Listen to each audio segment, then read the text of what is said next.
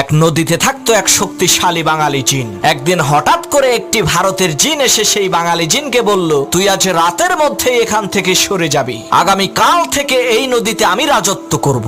ভারতের জিনের এই ধমকি শুনে বাঙালি জিনটি একটি জেলের কাছে গিয়ে বলল, ভাই তুমি যে এই নদীতে মাছ ধরো, আজ পর্যন্ত আমি কি তোমাকে কোনো কষ্ট দিয়েছি? জেলে বলল, না তা তো দেন নাই। তখন সেই বাঙালি জিন বলল, তাহলে আজ রাতে তুমি আমাকে একটু সাহায্য করবা, আমি ভারতের এক জিনের সাথে লড়াই করব। তখন আমি তোমাকে ডাক দিয়ে বলবো, বড় ভাই আপনি আসেন। তুমি তখন বলবা, ওরে ধর আমি আসতেছি। জেলে বলল, ঠিক আছে। কথা অনুযায়ী রাতের বেলা বাঙালি জিন আর ভারতের জিনের মধ্যে তুমুল লড়াই শুরু হয়ে গেল। এমন সময় বাঙালি জিন বলল, বড় ভাই আপনি আসেন। তখন জেলে বলল, ওরে শক্ত করে চেপে ধর আমি আসতেছি। এই কথা শুনে ভারতের জিন বলল, সর্বনাশ, ছোট ভাইয়ের সাথে লড়াই করতেই আমার জান বের হয়ে যাচ্ছে, আর বড় ভাই আসলে তো আমার কেল্লা ফতে হয়ে যাবে। ওরে বাপুরে, আমি গেলাম।